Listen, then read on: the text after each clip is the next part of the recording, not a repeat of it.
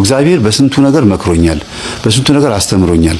ለምንድን ነው መለወጥ ያልቻልኩት? ስለዚህ መጠመቅ አለብኝ። ማን ነው ስምህ ስለው ፋዲ አለኝ። አረብኛ ነው። ፋዲ ማለት ምን ማለት ነው ስለው ቤዛ ማለት ነው አለኝ። መማር የሚባለው የገደለው ትውልድ ይሄኛ ነው። ውጭው ዓለምም እንደዚሁ የተበላሸ ነው። ግን የውጭው ዓለም ብልሽት ረጋ ያለ ነው። ሰላም ውድ ቤተሰቦቼ እንደምን አላችሁ? እንደምን እስከ ደረሳችሁ? እግዚአብሔር አምላካችን ከሁላችን ጋር ይሁን። በዛሬው ቆይታችን የሚያነቁ የሚያበረታቱ መንፈሳዊነታችንን የሚያሳድጉ ትምህርቶችን ቪዲዮዎችን ይዤላችሁ ቀርቤያለሁ። እስከ ፕሮግራሙ ፍጻሜ ድረስ አብራችሁ ቆዩ። ለዚህ ቤት ለዚህ ቻናል አዲስ ሆናችሁ ቻናሉን ሰብስክራይብ አድርጉ። ቪዲዮን ላይክ እና ሼር እያደረጋችሁ ጀምሩ። ሐሳብ አስተያየቶቻችሁን፣ ጥያቄዎቻችሁን መጻፋችሁን እንዳትረሱ። በቀጥታ ወደ ዛሬው መርሃ ግብራችንና ቪዲዮ እንሄዳለን። ዱርዬነት ህይወት ውስጥ ያላችሁ ድድ ማስጫወታ ላይ ተቀመጣችሁ አላስፈላጊ ሱስ ውስጥ ነው ያለሁት ብላችሁ ያመናችሁ ነው። ታዲያ ያመናችሁ ችግር ውስጥ ነው ያለሁት ብላችሁ የምታስቡ ሰዎች ካላችሁ አንድ አፍታ ትንሽ ሲቆም ብላችሁ በህይወታችሁ ላይ አስቡ። በተቀመጣችሁበት ቦታ ላይ አንዴ ቆም በሉ፣ በነፍሳችሁ ቆሙ። ከዛ ማስተዋል ጀምሩ። እግዚአብሔር በስንቱ ነገር መክሮኛል፣ በስንቱ ነገር አስተምሮኛል። ለምንድን ነው መለወጥ ያልቻልኩት? ስለዚህ መጠመቅ አለብኝ። የትኛውን ጸበል ቦታ ሄጄ ግንባሬን ጸበል አስመታለሁ፣ ጀርባዬን ጸበል አስመታለሁ፣ ደረቴን ጸበል አስመታለሁ፣ እያገላበጥኩኝ ሰውነቴን በሙሉ ጸበል አስመታለሁ፣ እድናለሁ። ከዚህ ችግር ያላቀቀኛል። ወይ የእናቴ ወይ የአባቴ የዛር መንፈስ ነው እኔን እንደዚህ ያበቃኝ እንጂ ሌላ አይደለም ነው የሚባለው።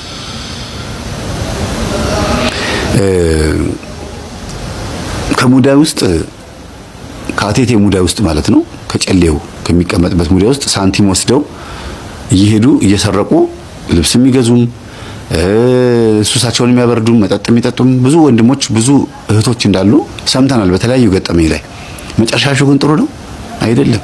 አንደኛ ዛሩ ለምን ገንዘቤን ነካ ይላል፣ ይቀስፋል፣ ይማታል። ሁለተኛ ነገር ደግሞ ደስ ብሎትም ደግሞ መንፈሱ በሌላ በኩል ደግሞ ስታዩት ይሄንን ገንዘብ ወስዶ ራሳቸውን ለመጥፊያ ነው የሚያደርገው። ራሳቸውን ለማጥፊያ ወይ ደግሞ እንዲጠፉበት ነው የሚያደርገው። እና ዛፍ ስር የተገኘ ጭኮ ይሄ ለመንፈሱ ተብሎ ወጥ ተሰርቶ ምናምን ቅቤ የሚቀባ ዛፍ ስር ምግብ አስቀምጠው እናቶች ይሄዳሉ። ዱርዬዎች መጥተው ተደብቀው መተው ጠረቀው ይበላሉ። ታዲያ ዛሩ በማን ውስጥ ነው ያለው? የልጆቻችሁ ውስጥ የለም? አንድ ሰፈር ላይ አንድ ሾላ አድባር ዛፍ ካለ ቅቤ እየተቀባ ይመለክ የነበረ ዛፍ ካለና መንፈሱ ይብላ ተብሎ ዛፉ ስር ምግብ አምጥታችሁ አስቀምጣችሁ የሰፈር ጎረምሳ መጥቶ ከበላው ዛፉ ላይ የተቀመጠው ወይስ ልጆቻችሁ ላይ የተቀመጠው? ምን ያደርጋል? ዛፉ ላይ የሚያገኘው ምንም ጥቅም የለውም። ዛፉ ላይ መንፈስ የለም ማለት አይደለም፣ ግን አንዳንዴ በሰዎች ላይ ሆኖ ዛፍ ላይ ይወጣል። አታችኋል? አዳኝ ወርቁ ወይም ጨንገር የሚባለው መንፈስ ብዙ ጊዜ ዛፍ ላይ መውጣት ይወዳል። ሮጦ ነው የሚወጣው። ያው ዛሮች አጠቃላይ ዛሮች ባህሪያቸው ተመሳሳይ ነው። ዛፍ ላይ ሮጦ የመውጣት ባህሪ ያለባቸው ሰዎቹ ይዞቶ ኧረ እባክህ አፉ በለል በቃ እሺ ችግር የለውም ቡናውን እናፈላለን ውረድ ተብሎ በስንት መከራ ቡና ተፈልቶ ፈንዲሻ እየተበተነለት ነው የሚወርደው ከዛፍ ላይ። ስንት ሰው አለ እንደዚህ አይነት ነገር፣ ስንት ታሪክ እኮ ነው የምንሰማው።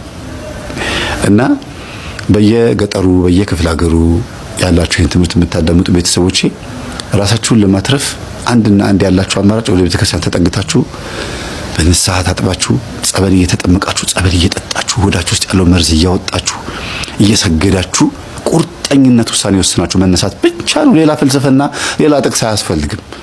ሌላ ምርምር ውስጥ መግባት አያስፈልግም። የማየና ያባየ ዛር መንፈስ አለ፣ የእናንተ የዝሙት መንፈስ አለ፣ ከዛ ደግሞ የቡዳ መንፈስ ያያችሁ የልጅነት መንፈስ ይኖራል። ይሄ ሁሉ ተጠረቃቅሞ ነው በቃ ለዚህ ሁሉ ነገር የዳረጋችሁ። ተመለሱ፣ ወደ እግዚአብሔር ተመለሱ። ቤተክርስቲያንን ሙሏት፣ ቤተ መቅደሱ ይሙላ። በንስሐ ገቢ፣ በቅዱስ ቁርባን ቆራቢ፣ በአስቀዳሽ ቤተ መቅደሱ ይሙላ። በቃ ታምረ ማርያም የሚሰማ ሰርክ ጉባኤ ላይ መተወጣቱ ይጥለቅለቅ። በቃ ይብቃን ብላችሁ ነው እስቲ። በየከረምቦላ ቤቱ፣ በየጫት ቤቱ፣ በየሽሻ ቤቱ፣ በየምኑ ወጣቱ ተሰግስጎ አኩርፎ፣ በአባቶቻችንም አኩርፎ፣ በፖለቲከኞች በዘረኞች አኩርፎ ተሰግስጎ ነው። አያዋጣችሁም። እውነቴን ነው የምላችሁ። የሚያዋጣችሁ ውጡና ካላችሁበት ቦታ ውጡና ጸበል ቦታ መታችሁ እየጠጣችሁ እየሰገዳችሁ ተጠመቁና እዛ ተደበቁ። ራሳችሁን አድኑ፣ ነፍሳችሁን አትርፉ። ሰው አይታችሁ አትሰናከሉ። የቤተ ክርስቲያንን ግድግዳ ጥላሸት የቀባው የሰው ጣት እንጂ እግዚአብሔር ጣት አይደለም። ጥላሸቱን ስታዩት ጥላሸቱን ለመወልወል ለማጽዳት ነው መምጣት ያለባችሁ እንጂ ጥላሸቱን አይታችሁ መጥላት ወይም ደግሞ ጥላሸቱን አይታችሁ ሌላ ጥላሸት መደረብ አይደለም። በቃ ያን ጥላሸት ለማጥፋት መሞከር ነው። ግን ስናጠፋው ጥላሸት መሆኑን አምነን ነው። ቀለም ነው ወይስ ጥላሸት፣ ጌጥ ነው ወይስ ጥላሸት ብላችሁ መርምራችሁ ማጥፋት። ይሄ ምን ማለት ነው? በቤተ ክርስቲያን ላይ የምታዩት እንከን በአባቶች ላይ፣ በዲያቆናት ላይ፣ በመምህራን ላይ፣ በእኛም ላይ በእኔም ጭምር በሁላችንም ላይ የምታዩትን እንከን እያያችሁ ሃይማኖታችሁን አትጠራጠሩት። ሰውን አትከተሉ፣ ሰውን አትዩ። ማየት ያለባችሁ ሰውየው የተናገረውን ቃላትና ከቃላቱ ደግሞ ህይወት መውሰድ ነው።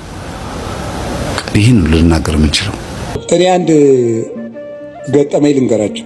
ሰሞኑን ኢየሩሳሌም ነበርኩኝ እና እመቤታችን ቤዛ ትባላለች አትባልም የሚለው እዚህ በጣም ብዙ እየተምታታ ስለሆነ ብዙ ሰው ስለዚህ ጉዳይ መልስ ስጠን ምናምን እያለ ቴክስትም ያደርግልኛል። ዝም ብዬ ቁጭ ብዬ ስል ጋይድ የሚያደርገን ሰው ጀሚር ይባላል እና ጀሚር ሲሄድ ልጁን ተካልን። ልጁ ፋዲ ይባላል። አው ሰበሰብኩት አይደል? ፋዲ ይባላል እና እኔ መተዋወቅ ሰውን ስሙን መጠየቅ ደስ ይለኛል። ማን ነው ስምህ ስለው ፋዲ አለኝ። አረብኛ ነው። ፋዲ ማለት ምን ማለት ነው ስለው ቤዛ ማለት ነው አለኝ። እኔ በጣም ነው የገረመኝ። እና ፋዲ እንኳን ቤዛ ተብሏል። እኔ እውነቴን እኮ ነው የምነግራችሁ ማለት ነው። እንደው ፋዲ በአቅሙ ቤዛ እየተባለ እንዴ እመቤታችንም አንዴ እንዴ እና እኔ በጣም በየቀኑ ፋዲን ባገኘሁት ቁጥር በጣም ሲገርምና አብራራልኝ አልኩት። የምሬንም ነግራችሁ ውሸቴን አይደለም። 2-3 መምህራን ጋር ፋዲን አስታውቀዋለሁ ከነ ትርጉሙ በእንግሊዘኛ እንዲተረጉምልን እያደረኩ እና ፋዲ ምን ማለት ነው ግን ቤዛ ስለው ራስን እንደ ክርስቶስ ለሌላው አሳልፎ መስጠት ማለት ነው። ቤዛ ማለት እንደዚህ ያለ ማን ነው? ፋዲ በሉ እንጂ እንደዚህ ብሎ ራሱ የነገረኝ ማን እንደሆነ ታውቃላችሁ? ፋዲ ነው። እና በጣም ገርሞኝ እግዚአብሔር እንዴት ነው የሚያስተምረው? በጣም ነው የገረመኝ። ስለዚህ ጉዳይ ዝም ማለት ነበር የፈለግኩኝ። አንደኛ ማንም ሰው ትልቅ ሰው የሚሆን ትንሽ ሰው ይስታል፣ ወደ መንገዱ እንዲመጥገማረው እንጂ እልክ ይዞት እንዲጠፋ ነው አልፈልግም። እግዚአብሔር በሚያውቀው ዝም ማለት ፈልጌ ሳለ ፋዲ እንደዚህ አለኝ። እናም ከዛ እኔ ለዚህ የስሙ ትርጓሜ ዮሐንስ ወንጌልን ነገርኩት። አልቦ ፍቅር ዘይአቢ እምዝ ፍቅር ከመብሲ ዘይሜጡ ቤዛ ነፍሰ ቢጹ ራሱን ለባልንጀራው አሳልፎ ከሚሰጥ በቀር ከዚህ የሚበልጥ ፍቅር የለም አለ። ራሱን ለባልንጀራው አሳልፎ የሚሰጥ ከዚህ የሚበልጥ ፍቅር የለም። ይህንን በእንግሊዘኛ ስልኬ ላይ መጽሐፍ ቅዱስ አውጥቼ አስነበብኩት። ፋዲም ፎቶ አንስቶ አረብኛ መጽሐፍ ቅዱስ ላይ ያነበዋለሁ ብሎ ሄደ እላቸዋለሁ። እና በጣም ብዙ ሊቃውንት ትምህርት ሰጡበት ስለከረሙ እመቤታችን ቤዛችን ናት። ቤዛችንም የሆነችው ምን በማድረግ እንደሆነ 1-3 ሐሳብ ብቻ ልንገራችሁ። በጣም የሚያስደንቁ ጉዳዮች። ቤዛ ማለት ምን ማለት ነው? ምትክ፣ ለውጥ። መጽሐፌን አንብቡት። ማስታወቂያ እየሰራው ሊሆንብኝ ብሎ ነው እንጂ እኔ አሐቲ ድንግል የምትባለው መጽሐፌ ላይ አንድ ምዕራፍ 6 ላይ ቤዛዊት ዓለም ብዬ ጽፌያለሁ። ማንበብ የእናንተ ድርሻ ነው አይደለ? ጉዳዩ ከመነሳቱ በፊት ይሄ ጉዳይ እኔ ወደዚህ ጉዳይ አልመጣሁም። ቀድሜ ግን ሐሳቡን ጽፌያለሁ በዚህ ጉዳይ ላይ እና ቤዛ ምትክ፣ ለውጥ፣ ጥብቅና፣ ጠበቃ መሆን፣ መዋጀት፣ አዳኝነት፣ መታደግ እንደማለት ነው። ለጌዛ ቤዛ ሲባል የራሱ ትርጉም አለ። ብዙ ሊቃውንት ብዙ ስላሉበት እዚህ ጉዳይ ብዙ ማለት አልፈልግም። እመቤታችን ቤዛ ስንላት ከጌታ ጋር አስተካክለን ሳይሆን ለውጥ ማለት ነው። ምንድነው ለውጥ? ከመጀመሪያይቱ ሴት የጎደሉ ነገሮች ነበሩ። ያንን በዚያችኛይቱ ሴት ምትክ ይዛ በመገኘት ነው ቤዛ የሆነችው። በሔዋን ለውጥ በመሆን የመጀመሪያው እናታችን ሔዋን እምነት ጎድሏት ነበር። ምንድን አልኳችሁ? ንገሩኝ እንጂ እምነት ይጎላት ነበር። እምነት ይጎላት ነበር። ምንድነው እምነቱ? ለመበላይክሙ እንትኮ በለሰ ሞተ ትመውቱ፣ ይህንን ዕፀ በለስ ስትበሉ ትሞታላችሁ። ማነው እንደዚህ ያለው? እግዚአብሔር። ሰይጣን መጣና ይህንን በለስ ስትበሉ ምን ትሆናላችሁ? አምላክ ትሆናላችሁ። አሁን ሔዋን ይህንን ስታምን የእግዚአብሔርን ቃል ካደች ማለት ነው። ስለዚህ እናታችን ሔዋን ምን ጎደላት? እምነት ጎደላት። እግዚአብሔርን ተጠራጠረችው። አይ ሊሆን አይችልም ብላ ዲያብሎስን አመነች፣ እግዚአብሔርን ካደችው። በተግባር ካደች ማለት የእግዚአብሔርን ቃል ተጠራጠረች። እግዚአብሔር ዓይናችሁ እንዳይገለጥ ስለፈለገ ነው እንጂ እውር እንድትሆኑ ፈልጎ እውር ናችሁ እንድትቀሩ ፈልጎ ነው እንጂ ስለምትሞቱ አይደለም ብሎ ዲያብሎስ ሲነግራት አሃ ነው ብላ የእግዚአብሔርን ሐሳብ ተጠራጥራ የዲያብሎስን ተቀበለች። አሁን የመጀመሪያይቱ ሴት እምነት ስላጣች በዚያ እምነት ማጣት ምክንያት ሞት ወደዚህ ዓለም ገባ። ከዚያስ ሁለተኛይቱ ሔዋን ድንግል ማርያም ምን አደረገች? እግዚአብሔርን ትወልጃለሽ፣ የምትወልጂው በድንግልና ነው አለ። ይህ ነገር እንዴት ነው ሊሆን የሚችለው ብላ ጠየቀች። እኔ ወንድ አላውቅም። ቅዱስ ጎርጎርዮስ ዘንዚናዙ ይህን ሲተረጎመው ወንድ አላውቅም ማለት እስከ ጭራሹ ከወንድ ጋር የመኖር ሐሳብ የለኝም ማለቷ ነው ይላል።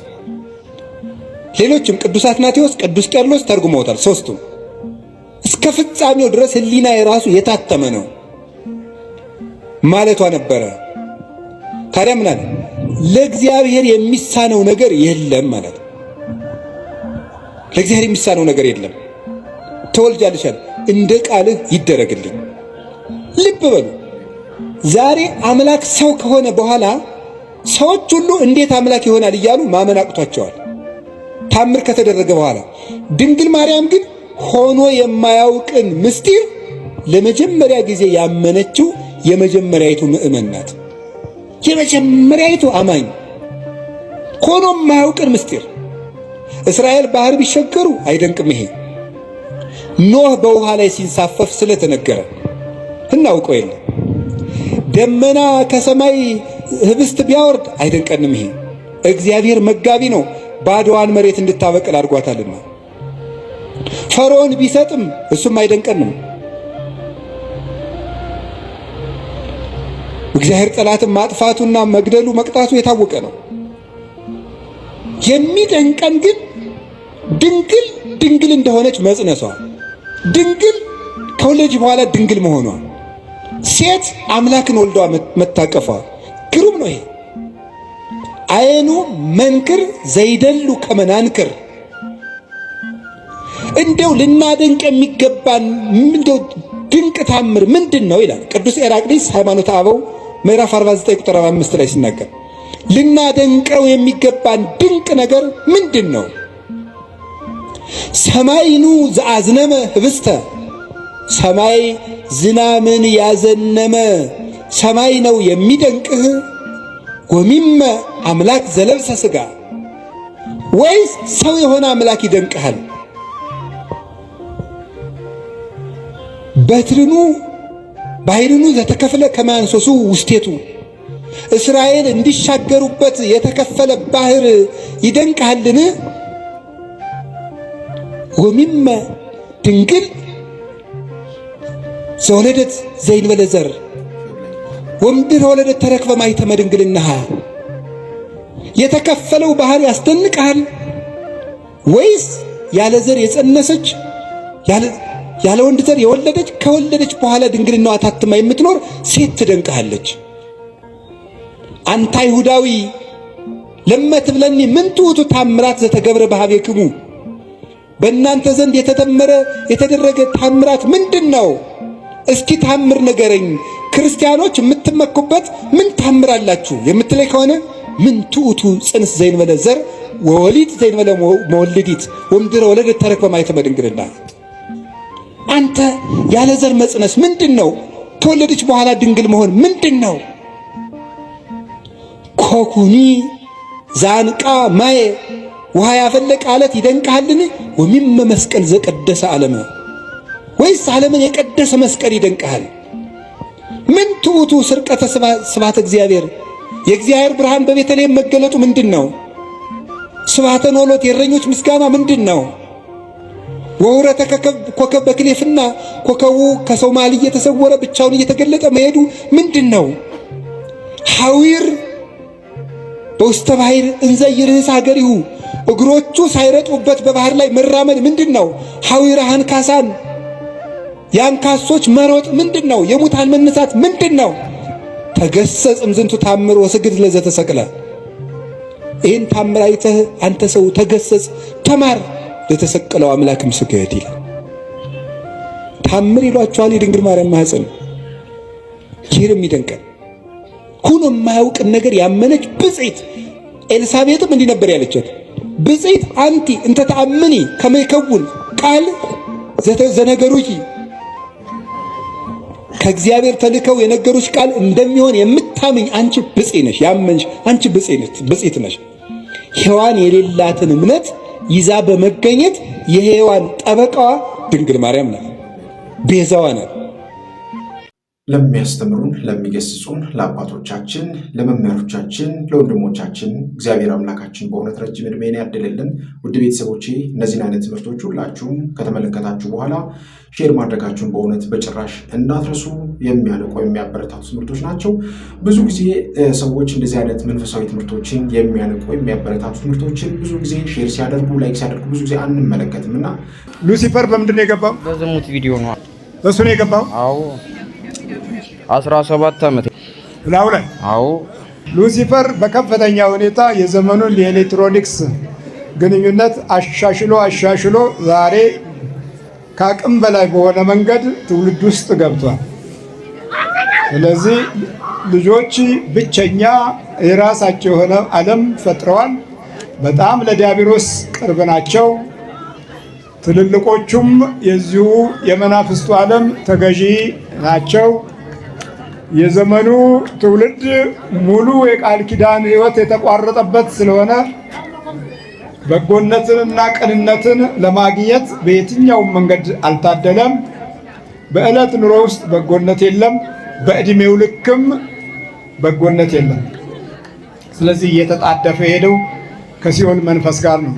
ያ መንፈስ ማለት ደግሞ ሉሲፈር ነው። ያይሃል እሱ አንተ አታየውም፣ ከባህሪ ውስጥ ይዋሃዳል። ስንት ዓመት ነው ላው ላይ ቁጭ ካልክ? 17 ዓመት ተይዘናል። ከ4 ዓመት በኋላ በቃ የለም። ከዛ በኋላ ምን አረከው? በእድሜው ሴት አይወድም፣ ሴት አይወድም። ሉሲፈር ወንድ ሉሲፈር ነው፣ ሴቷ ሉሲፈር? ሴቷ ነኝ። ባሌ እኮ ነው። ሴቷ ሉሲፈር ነኝ፣ ባሌ እኮ ነው። ባሌ? አዎ። ባሌ ማለት ምን? 80 የለንም እንጂ ባሌ እኮ ነው። 80 የለም ባልሽ? አዎ ባልኝ። በምን ገባሽ? በዝሙት ነው የገባሁት። በዝሙት ቪዲዮ እኮ። ታዲያ ምን በሞባይል ውስጥ ነው የመጣው? በሞባይል ምን ታደርጊያለሽ አንቺ እዛ ውስጥ? እሺ ያልሽው አንዲ በነፃ ታዲያ ሁላ ሚሊዮን ብር አውጥተን በነፃ በኢንተርኔት የምንሰጠው መቼስ በጎ አድራጎት አይደለ? በስንት ሚሊዮን ብር ቪዲዮ ሰርተን በነፃ በቴሌቪዥን የምንለቅላቸው መቼስ በጎ አድራጎት አይደለም። ምንድነው ታዲያ? በቃ ትውልዱን መቆጣጠር ነው ሀሳባችን። ይሄ እኮ ቀላል ነገር እኮ ነው። ታዲያ ለትምህርት ነው ለእውቀት ነው በምንድን ነው? እንዴት? ለእውቀትም አይደለም። ያው ዶክተሩ ሜዲኬሽን ይለዋል፣ ያው እኛ ለጥበብ ነው። የምን ጥበብ? ግብር እኮ ነው። የግድ ቡና ማፍላት አለበት እንዴ? በቃ ግብር ነው፣ ግብሬ ነው።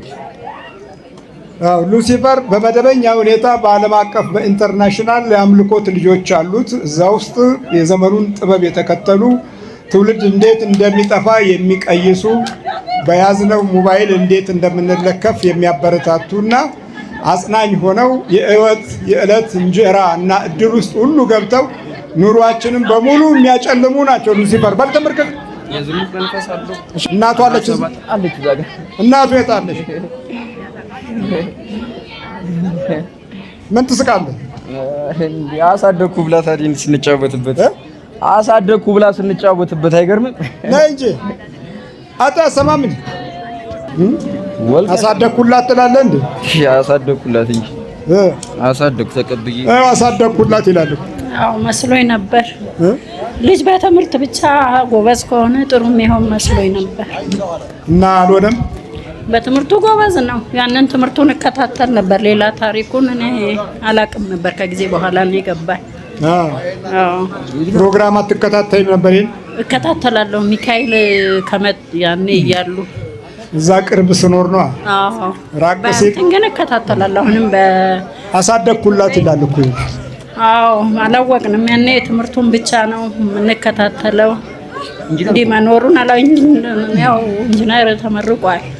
የት ተመረቀ? ደብረ ብርሃን ዩኒቨርሲቲ። በምን ተመረቀ? ሲቪል ኢንጂነር ነኝ። ሲቪል ኢንጂነር ነኝ። ሲቪል ኢንጂነር? አዎ። አብረሻም ተመረቅሽ? አብሬን የተማርኩት። አብረን የተማርነው። አይነ ጥላም እኮ አለው ብዙ ነን። አይነ ጥላም አለው። አይነ ጥላ ከእናት ከአባት? ከእናትም ከአባትም። ፈተና ሊግርድ ማረገው እኮ እኔ ነኝ። አርጊው አጣውልክ ፈተና ይረሳል። መታወቂያው ስሙን ይረሳል። ኢዮብ በሚለውን ስሙን እንዲረሳ ነው ማረገው። ስሙን ይረሳል። የራሱን ስም ማን እንደሆነ ከመታወቂያ ሳይ ለሌላ ሰው የሚፈተን ነው የሚመስለው። እንደዛ መስሏቸው አንተ ሌላ ሰው የተፈተንከው ሲል መታወቂያውን ሲያዩት ነው ገና የሚረዱት። ይሄን አለ መጥፋት ባዶ ነው ያደረኩት። ባዶ አሁንም እኮ 4 ዓመት ነው በቃ 4 ዓመት ነው የተያዝኩት እኮ። ብዙ ዓመት እኮ ሰርቻለሁ። እላው ላይ ቁጭ ብለሽ? አዎ ሰርተናል እኮ። እንወዳለን። መሽሞንሞን ነው። አዎ አቴ በልቦጥ ነው ጥቅስ ነው ፈተበት እወጣለሁ። ከግር ጀምሮ እወጣለሁ። ከወዱ ከልቡስ ሁሉም እወጣለሁ። ስንት ናችሁ ጠቅላላ? የ17 ዓመት ከልጅነቱ ጀምሮ እኮ የገባን እኮ ነን። የዛር መንፈስ እኮ አለው። ጠቋር እኮ አለው። ጠቋር ኮራም ብሎ እኮ ነኝ። አንተ ነው ኮራም ብሎ ጀነን እላለሁ። ጠቋር አለው። አዳልሞት ያለው ይቅም ነበር ታውቂያለሽ? አታውቅም? ይሄንን እቅም ነበር፣ አጨስ ነበር፣ እጠጣ ነበር። እና ግብር እኮ ነው ቡና አፍላ ብሎ በዚህ ወጣ። መማር የሚባለው የገደለው ትውልድ ይሄኛ ነው። ውጭው ዓለምም እንደዚሁ የተበላሸ ነው። ግን የውጭው ዓለም ብልሽት ረጋ ያለ ነው። የኛ ብልሽት በጣም ፈጣን ነው። ዩኒቨርሲቲው በሙሉ በድራግ በሱስ የተጠመደ ትውልድ ነው። ከዛ በላይ ደግሞ እርስ በርሱ ይበላላል። እዛው እርስ በርሱም ይመቀያኛል። እናት መተት ለልጇ ወደ ዩኒቨርሲቲ ትልካለች። የከሌ በለጠኝ፣ እከሌ እንዲህ አብልጦኛል፣ አብረን የገባነው እንደዚህ በልጣለች ምናምን ሲባል እናትየዋ ሄዳ ቃልቻ ቤት አፈንድዳ የከሌን እድል ወደዚህ መልስ እየተባለ አእምሮው የሚቆለፍ በጣም ብዙ ነው። በልትስገጭ ሲሰራ ጥፍት ማድረግበት ነው ያለው። እንዴ የሚሰራው ስንት ወር የሰራበት ኢንጂነር ነው ብያለሁ። ነገር ያለው ኮሊደር ላይ ነው የሚሰራው። ቀጥሬው የሚሰራውን ስራ ጥፍት ታደርግበታለሁ። ኦሆ አንተ ነክለካ ብሎ ይገርፈኛል። በቃ አሁን እኮ አውቋል። ነቅቷል። እሱ ቀን በቀን እኮ ነው የሚቆርበው። ቁርባን ቀን በቀን ስግደት ቀን በቀን አታይም እንዴ? ቅዱስ ቁርባን ወሰደብህ? ቅዱስ ቁርባን ቀን በቀን 4 ዓመት ይሄ ነው። በቃ ታዲያ የተደበቀውን ምስጢር የሚያወጣ ያው ንጉሱ ኢየሱስ ክርስቶስ ነው፣ የጽዮን ልጅ የድንግል ማርያም ልጅ። ከእንዲህ አይነት ዘር ለይቶ ኃይል የሚሰጥ ይሄ ነው። ልጄን ተቀማው። ሰዎች እንዲቀየሩ፣ ሰዎች እንዲለወጡ ሁላችንም ኃላፊነቶቻችንን ልንወጣ ይገባል። እግዚአብሔር አምላካችን በእውነት ሁላችንን የሚያግዘን። ነገር ግን የማይጠቅሙ ቪዲዮዎች፣ ምንም አይነት ረብ ጥቅም የሌላቸው የሳቅና የቧልት ጨዋታዎች ቪዲዮዎች በጣም ብዙ ሰዎች ጋር ደርሰው ብዙ ሰዎች ሲመለከቱ እንመለከታለን እና ብዙ ጊዜ መንፈሳዊ ጉዳዮች ላይ ብዙ ሰዎች ትኩረት አድርገን ስንሰራ አንመለከትም። እርስ በርስም የመዋደድ የመፈቃቀር የመተሳሰብን ጉዳይ የለንም። ሼር አናደርግም። ሰዎች እንዲቀየሩ እንዲለወጡ ብዙ ትኩረት ስንሰጥ አንመለከትም እና ለምታደርጉ ሼር ለምታደርጉ ሰዎች ጋር እንዲደርስ ለምታደርጉት እግዚአብሔር አምላካችን በእውነት ኃይሉን ጉልበቱን ይስጣችሁ። አሁንም ሁላችሁም ሼር ማድረጋችሁን እንዳትረሱ። ለጸሎት የምትሆን አቡነ ዘበሰማያት ስንት ደቂቃ ልትፈጅ ትችላለች? እስኪ ንገሩኝ። በእናንተ አደጋገም ስንት ትፈጃለች? ስንት ደቂቃ? አንድ አቡነ ዘበሰማያት ስንት ደቂቃ ይፈጅባቸዋል? 3 5 1 ቢበዛ ከ1 እስከ 2 ነው። 12 አቡነ ዘበሰማያት ብንደግም ከ12 እስከ 15 ደቂቃ ቢፈጅ ነው። 15 ደቂቃ ስልክ አታወሩ? 15 ደቂቃ ስልክ ታወራላችሁ። በተለይ እግራችሁን ሶፋ ላይ ከሰቀላችሁማ እንደውም ሳታስቡት 35 ደቂቃ ይሆናል። በተለይ ደግሞ ከዚያች መከረኛ ልጅ ጋር ከሆነ አለቀ አይደል? ወይ ደግሞ ከዚያ ሰውዬ ጋር ከሆነ አለቀ። ነግቶ ይመሻል፣ መሽቶ ይነጋል አይደለ? እንቅልፍ ለምን የሚባሉ የወሬ ጊዜያት አሉ። እዛ ሰዓት ላይማ ከሆነ እንደውም በቃ አንቺ ልጅ ጆሮሽን አያምሽም እስኪሉ ድረስ ማማ የሚያወሩ ሰዎች አሉ። እግዚአብሔርን ለማመስገን ግን ጊዜ የሚያንሳቸው ማለት ነው። በዚህ ዘመን ሩጫ ነው መች ሆነና ነው ይላሉ። እንደው ትጸልያለህ እንዴት ነው ብለን ስንጠይቃቸው ምን የሩጫ ዘመን ሆነልን ብላችሁ ነው ባካችሁ ጸልዩልን የሚሉ ሰዎች አሉ። በቁማቸው ፍታት እንዲፈታላቸው የሚፈልጉና ገንዘብ ሰጥተው ጸልዩልን የሚሉ ማለት ነው። ጉቦ ከፍላችሁ የምትገቡባት መንግስተ ሰማያት እኮ የለችም። ማን ያስተማራችሁ እንደዚህ ብሎ? አገልግላችሁ የምትወርሷት መንግስተ ሰማያት ናት ያለች። ራሳችሁ በመሳተፋችሁ የምታገኙት ቅድስና ነው ያለው እግዚአብሔር ቤት ውስጥ እንጂ እንደው ገንዘብ ከፍላችሁ መኪናችሁን እንደምታሳጥቡ ሰውነታችሁንም ገንዘብ ከፍላችሁ ማሳጠብ ነው እንደምትፈልጉት። ነፍሳችሁን በእንባችሁ ነው ማሳጠብ ያለባችሁ። ነፍሳችሁን ማንጻት ያለባችሁ በጾማችሁ በጸሎታችሁ እኮ ነው ሰውነታችሁን መቀደስ የሚገባችሁ ክርስቲያኖች። በልክ ብንኖር ኖሮ በእውነት ለእግዚአብሔር የሚሆን ጊዜ እናጣና በልክ እናውራ፣ በልክ እንኖር፣ በልክ እንመገብ። በልክ አለመብላታችን ነው ለጽኑ እንቅልፍ የዳረገና እንደው ሌሊቱን ሙሉ እንደ ግንድ ተረብርበን እንድናድር የሚያደርገን እኮ በልክ አለመብላታችን ነው።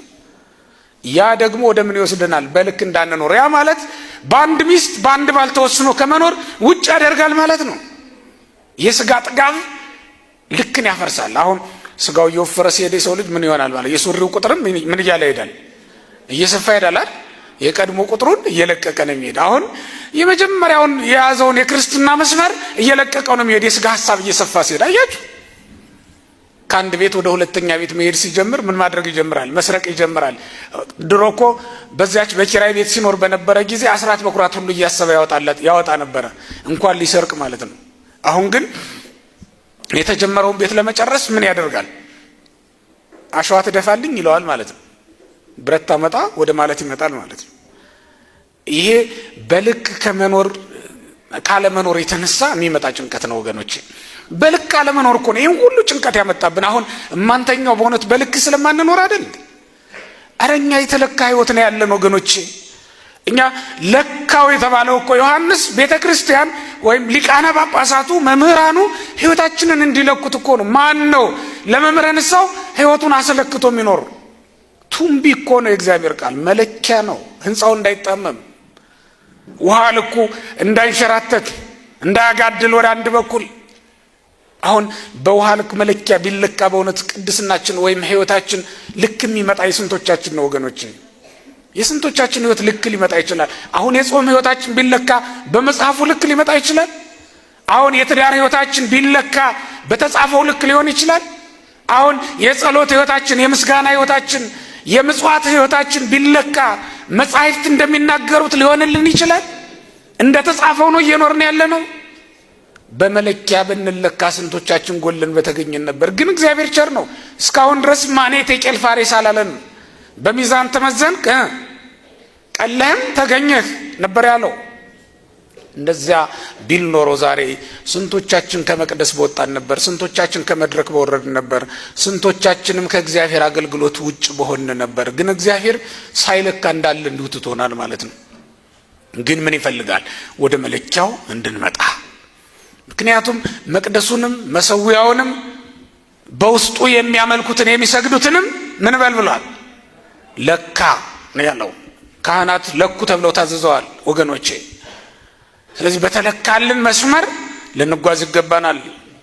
ህይወታችንን በተለካው መስመር ነው ማስኬድ የሚገባን። አባቶቻችን ባሰመሩልን ቀኖና መሰረት ነው ልንሄድ የሚገባን። እንደው አህዛብ የሚበሉትን ሁሉ ካልበላው ብለን መከራከር ለምንድን ነው ወገኖቼ? አህዛብ በሚበሉበት ሰዓት ሁሉ እንድንበላ ይፈቀድልን ብሎ መጨቃጨቅ ምንድን ነው? እግዚአብሔር ቤተሰቦች ጾሙ መጣ እንግዲህ አሳ ይበላል አይበላም የሚል ክርክር ትጀምራላችሁ። እንግዲህ ከዛሬ ጀምሮ ማለት ነው። ጾሙ ገና ሲታወጅ ጀምሮ እንደው በዚህ በጾሙ አሳ ይበላል ይጨንቀዋል። እንደው አንዳንዱ ሰው መለኪያ ሲያይ ገና ይጨንቀዋል። ምክንያቱም ህይወቱ ከመለኪያ ዝንፍ የሚል እንደሆነ ያውቀዋል። እና ሚዛን ሲቀርብ ሚዛኑ ላይ መሆን ይሳነዋል። ቀሎ እንደሚገኝ ልቡ ያውቀዋል። ክርስቲያኖች እኛ እኮ የተለካ ህይወት ነው ያለን፣ የተመጠነ ህይወት ነው ያለን። የተመጠነ ሐሳብ ነው ሊኖራቸው የሚገባ። የተለካ ስንቱን ትጨብጡታላችሁ እንዴ? በሀብት ከጊዜ ወደ ጊዜ ለማደግ መጀመሪያ የዕለት እንጀራ ነበረ ልመናችን፣ በኋላ ደግሞ ከዚያ የሚያልፈውን ሐሳባችንና መኞታችን አይደል እንዴ? ተቸገርን እኮ። በተለይም ዛሬ ብዙ ዋጋ እየከፈልን ያለነው ከክርስቶስ ከእግዚአብሔር ስለራቅን፣ ከቤተክርስቲያን ስርዓትና ሕግ ውስጥ ስለወጣን፣ በዲያብሎስ ፈተና እየተፈተንን፣ በመናፍስቱ መከራችንን እያየን የሚገኘው አንድም ከእግዚአብሔር እቅፍ ስለረቀን ነው። ዲያብሎስ የሚልን ነገር አብዝቶ ይጠቀማልና ሁላችንም ልንነቃ ይገባል። ባለስልጣኖች ሌሊት የት ነው የሚሄዱት? ባለጸጋ ነው። ባለጸጎች ሀብት ያላቸው ሰዎች የት ነው የሚሄዱት? ሌሊት የት ነው የሚያሳልፉት? ወደ ጭፈራ ቤት ነው፣ ወደ መጠጥ ቤት ነው፣ ወደ ስካር ነው፣ ወደ ኃጢአት ነው። የተማሩ ሰዎች እናውቃለን የሚሉ ሰዎች ሌሊቶቻቸው ወደ ክርስቶስ የሚሄዱበት አይደለም፣ ከክርስቶስ የሚጣሉበት ነው ሌሊታቸው። ኒቆዲሞስ ግን በሌሊት ወደ ኢየሱስ ሄዶ ነበረ ይላል። የመጀመሪያው ሰዓታት ቋሚ፣ የመጀመሪያው ማህሌት ቋሚ፣ ትጋሃ ሌሊት የሚያውቅ የሌሊቱን ግርማ ሌሊቱን ጸባ አጋንንቱን ድምፅ አራዊቱን ሳይፈራ በሌሊት ወደ ክርስቶስ ይገሰግስ ነበር። ወደሱ የምንገሰግስበትን ኃይል ያድለን አምላካችን። ስለዚህ ኒቆዲሞስ በሌሊት ወደ ኢየሱስ ሄዶ ነበር። ይሄ ትጋቱን ያሳያል። ለኛ ደግሞ የሚሰጠን ትምህርት ምንድነው? በሌሊት ወደ ክርስቶስ መሄድ እንዳለብን ያሳያል። ልክ እንደ ኒቆዲሞስ ወደ ክርስቶስ በእግራችን መሄድ ብቻ አይደለም። ሌሊት ማለት ጨለማ ማለት ብቻ አይደለም። ክርስቲያኖች በህይወታችን አንዳንዴ ጭልም የሚልብን ጊዜ የለም አለ። ዙሪያው ገደል የሚሆንብን ጊዜ አለ። ሁሉም የሚጨልምብን ጊዜ አለ። ሌሊት ማለት ግራ ቀኙ የሚጠፋብህ ጭልም የሚልብህ ሰዓት ነው። ሲጨልምብህ መሄድ ያለብህ ወደ ክርስቶስ ነው። ምክንያቱም በክርስቶስ ዘንድ ጨለማ አይጨልምም። እስመ ጽልመት ይጸልም በኀቤከ። ክርስቶስ ባለበት ስፍራ ጨለማ አይደለም። የጽድቅ ፀሐይ ክርስቶስ ሲያበራ የትኛውም ጨለማ ውስጥ ብትሆን ያበራል። ሲኦል ውስጥም ብትሆን ክርስቶስ እስካለ ብርሃን ነው የሚሆነው። እና ኒቆዲሞስ በሌሊት ወደ መድኃኒታችን ወደ ኢየሱስ ክርስቶስ ቀረበ ይላል። ወደሱ እንድንቀርብ አምላካችን ይርዳን። ቀረበና ምን አለው? መምህር ሆይ እግዚአብሔር ከእርሱ ጋር ከሆነ ሰው በቀር አንተ የምታደርጋቸውን ተአምራት ሊያደርግ የሚችል ማንም የለም። ስለዚህ ከእግዚአብሔር ተልከህ እንደመጣ እናውቃለን አለው። ተመልከቱ እንግዲህ መድኃኒታችን ኢየሱስ ክርስቶስ በዮሐንስ ወንጌል ምዕራፍ 2 ላይ ከዚያ በፊት ተአምር ሲሰራ ነበር። በቃና ዘገሊላ ውሃውን ወይን አድርጎ ነበር። ከዚያም በጌርጌሴኖን ወርዶ ተአምር አድርጓል። ይህን ተአምር ሰምቷል ኒቆዲሞስ። ምን አለው? መምህር ሆይ አለው። የመጀመሪያው ንግግር መምህር ሆይ ነው። እሱ መምህር ነኝ ብሎ አልተኮፈሰም። ክርስቶስ ከናዝሬት ነው የመጣው ብሎ አልናቀው። መምህር ሆይ አለው። ከዛስ እግዚአብሔር ካንተ ጋር እንደሆነ አንተ የምታደርገውን ታምራት እግዚአብሔር ከእርሱ ጋር ከሆነ በቀር ሊያደርግ የሚችል እንደሌለ ከእግዚአብሔር ተልከህ እንደመጣን እናውቃለን አለ። ራሱን ብቻ አይደለም የወከለው፣ ሌሎች አይሁድ ሹማምንትም እንደኔ አንተ በእርግጥ ከእግዚአብሔር ተልከህ እንደመጣ እናውቃለን ብሎ ለክርስቶስ መሰከረ። ጌታችን ምን ብሎ መለሰለት? እውነት እልሃለሁ ሰው ዳግመኛ ካልተወለደ በቀር የእግዚአብሔርን መንግስት ሊያይ አይችልም አለው። በጣም ይገርማችሁ። ጥያቄውና መልሱን ተመልከቱ። ኒቆዲሞስ ለክርስቶስ ሙገሳን ያቀረበለት መምህር ሆይ አንተ የምትሰራውን እግዚአብሔር ከረዳው በቀር እኮ ማንም አይሰራውም፣ አንተ እኮ ከእግዚአብሔር የተላክ መምህር ነህ ብሎ መምህሩን አመሰገነ፣ አወደሰ። ክርስቶስ ግን ምን አለው? መምህርን በማወደስ አይደለም የምትድነው አለው። እኔን በማመስገን አይደለም የምትድነው። ሰው ዳግመኛ ዳግመኛ ካልተወለደ በቀር የእግዚአብሔር መንግስት ሊያይ አይችልም አለው። በጣም ይገርማል። ካልተጠመቀ በቀር ማለት ነው በኋላ ትርጉሙ። ይህንን ሲለው ኒቆዲሞስ በጣም ገረመው። ምን ማለቱ ነው? ከዛ ጠየቀ። ይህ እንዴት ሊሆን ይችላል? ሰው ዳግመኛ ወደ እናቱ ማህፀን ገብቶ ተመልሶ ሊወለድ ይችላልን ብሎ ጠየቀ። ክርስቶስ መለሰለት፣ እውነት እልሃለሁ ሰው ዳግመኛ ከውሃና ከመንፈስ ካልተወለደ በቀር የእግዚአብሔር መንግስት ሊያይ አይችልም አለ። ከምንና ከምን? ከውሃና ከመንፈስ አለ። ምን ማለት ነው? ከውሃና ከመንፈስ ምስጢረ ጥምቀትን ነው የሚያሳየው። አባቶቻችን ክርስትና ሲያነሱን በሚጸልዩት ጸሎት ለመጠመቅ የተዘጋጀው ውሃ ወደ ማየገቦ ይለወጣል። ወደ ክርስቶስ ከጎኑ ወደ ፈሰሰው ደም ይለወጣል፣ ውሃ ይለወጣል። የጎኑን ውሃ ተጠምቀን የጎኑን ደም ጠጥተን ነው ክርስቲያን የሆን ነው። ስለዚህ ጸሎት ተደርጎበት ውሃው ወደ ማየገቦ ይቀየራል። ውሃና መንፈስ ናቸው ለኛ መወለድ ምክንያት የሆኑት። ሰው ከውሃና ከመንፈስ አባቶቻችን ይላሉ ከአብራከ መንፈስ ቅዱስ ከማህፀነ ዮርዳኖስ። እንደ ባልና እንደ ሚስት አንድ ሕፃን ልጅ ሲወለድ ከአባቱ አብራክ ከእናቱ ማህፀን ነው የሚወለደው። እንደ አብራክ መንፈስ ቅዱስ፣ እንደ ማህፀን ደግሞ ዮርዳኖስን አድርጋ ቤተክርስቲያን ጥምቀትን ዳግም ልደት ትላለች። ስለዚህ ሰው ዳግመኛ ካልተወለደ ወይም ካልተጠመቀ በቀር የእግዚአብሔርን መንግስት አይወርስም አለው። በጣም ይገርማል። ኒቆዲሞስ አለቃ ነው፣ ባለስልጣን ነው፣ ባለሀብት ነው ብያቸዋለሁ። ወደ ጌታ ሲመጣ ግን ባለሀብት መሆኑ ቀረና ገና አልተወለድክም አለው ክርስቶስ። ገና ልትወለድ ያስፈልጋል አለው። አስተነፈሰው። ወደ ጌታ የሚመጡ ሰዎች ተኮፍሰው መጥተው ተንፍሰው ነው የሚሄዱት። ደረጃቸውን አውቀው ነው የሚሄዱት። ባለስልጣን ነኝ፣ ምሁር ነኝ፣ ባለገንዘብ ነኝ ብትል ክርስቶስ ፊት ግን ስትመጣ ምንም ነህ። በዚያ ላይ ኒቆዲሞስ በሌሊት የመጣው ዝም ብሎ ለመማር ብቻ አይደለም። በዚያን ጊዜ ከክርስቶስ ተማሪ ሆኖ የታየ ሰው ህይወቱ ላይ አደጋ ይጣልበት ነበር። በተለይ የሸንጎ አባል ከሆነ፣ የምክር ቤት አባል ከሆነ ከምክር ቤት ሊባረር ይችላል። ስለዚህ ሌሊት ያስመጣው የመጀመሪያው ምክንያት ፈርቶ ነው። የክርስቶስ ተማሪ ሆኖ መታየት አልፈለገም ነበር። ተመልከቱ፣ ይፈራ ነበረ። ሁለተኛ ገና እስካሁን አልተማረም እንዴ? ከጌታ እግር ስር ቁጭ ብሎ ይማራል? ከ30 ዓመት ጎልማሳ ከክርስቶስ እንዴት ይማራል? ስንት ነገር ያውቃል ብለን ስንገምት ብለው እንዳይንቁት ተከብሮ ያደርጋል ደንቆሮ ይላሉ አባቶቻችን። ሰው ሲከበር እኮ ይደነቁራል፣ ትምህርት መማር አያምረው። በዚህ ምክንያት ኒቆዲሞስ በሌሊት መጣ እና ሰው ዳግመኛ ከውሃና ከመንፈስ ካልተወለደ በቀር የእግዚአብሔር መንግስት ሊያይ አይችልም አለ። ይህን ጊዜ ኒቆዲሞስ ምን አለ መሰላችሁ? ይህ እንዴት ሊሆን ይችላል አለ። ኒቆዲሞስ ስንት ጥያቄ ጠየቀ? 2 ጥያቄ ጠየቀ። መጀመሪያ እንዴት ሰው ወደ እናቱ ማህፀን ሊመለስ ይችላል አለ። ለሱ መለሰለት። እኔ ወደ እናት ማህፀን ተመለስ አላልኩም፣ ከውሃና ከመንፈስ ነው የምትወለደው አለ። ሁለተኛ ጥያቄ ጠየቀ። ምንድነው ጥያቄው? ይህ እንዴት ሊሆን ይችላል አለ። የመጀመሪያው ጥያቄ መረጃ ከማጣት ዕውቀት ከማጣት የተጠየቀ ጥያቄ ነው። ክርስቶስ መለሰለት። ሁለተኛው ጥያቄ ግን የጥርጣሬ ጥያቄ ነው፣ የክርክር ጥያቄ ነው። እንዴት ሊሆን ይችላል? እግዚአብሔር ዕውቀት አጥሮን የምንጠይቀውን ጥያቄ ይቀበለናል። እምነት አጥሮን የምንጠይቀውን ጥያቄ ግን ያዝንብናል፣ ይቀየመናል። እየተነገረ እንዴት አትሰማም? እየነገርኩ አይደል ወይ? ለዚህ ነው እኮ እመቤታችንን ስናመሰግናት እንደ ዘካርያስ ሳትጠራጠሪ፣ እንደ ኒቆዲሞስ ሳትከራከሪ ያመንሽ ብጽዕት ነሽ እንላለን። ኒቆዲሞስ ክርክር ነው የገባው ከክርስቶስ ጋር። ይህን ጊዜ ምን አለው? አንተ የአይሁድ መምህር ስትሆን ይህንን አታውቅም አለው። አባቶቻችን ይላሉ ዓለም ልሞ ገሰጸው ይላሉ። አንተ የአይሁድ መምህር ስትሆን ይህንን አታውቅም እንዲህ አለው። ዓለም ልሞ መገሰጽ ማለት ምን መሰላል? ክብሩን ጠብቆ መገሰጽ ማለት ነው። እየሰማችሁ ነው? አሁን እኛ ብዙ ጊዜ ሰዎችን ስንገስጽ ክብሩን ጠብቀን አንገስጽ። ይህንን አታውቅም እንዴ ነው የምንለው በቀጥታ። እሱ ምን አለው? አንተ የአይሁድ ምን ስትሆን። በመጨረሻም እንግዲህ ውድ ቤተሰቦቼ በዛሬው ቆይታችን በዛሬው ትምህርቶቻችን እነዚህንና መሰል ጉዳዮችን ለመዳሰስ ለማየት ሞክረናል። በቀጣይም እንደዚሁ የሚያነቁ የሚያበረታቱ መንፈሳዊነታችንን ከፍ የሚያደርጉ ትምህርቶችን ቪዲዮዎችን ይዤላችሁ እስከምንገናኝ ድረስ የቅዱሳን አምላክ ከሁላችን ጋር ይሁን። በሀገር ውስጥም ከሀገር ውጭም ያላችሁ ኢትዮጵያውያን ኤርትራውያን ቤተሰቦቼ ሰላም እግዚአብሔር ከሁላችሁ ጋር ይሁን። እንበርታ፣ እንጠንክር። በተደጋጋሚ እንደምናገረው በዚህ ቻናል የሚሆን በሌሎችም ቻናሎች የማንቂያ ትምህርቶች የሚተላለፉ ትምህርቶችን ሁላችንም ሼር ልናደርግ ይገባል። አስተውሉ ውድ ቤተሰቦቼ፣ የሰው ልጅ በየትኛው መንገድ እንደሚለወጥ አናቅም። የሰው ልጅ በምን አይነት መንገድ እንደሚቀየር አናቅም።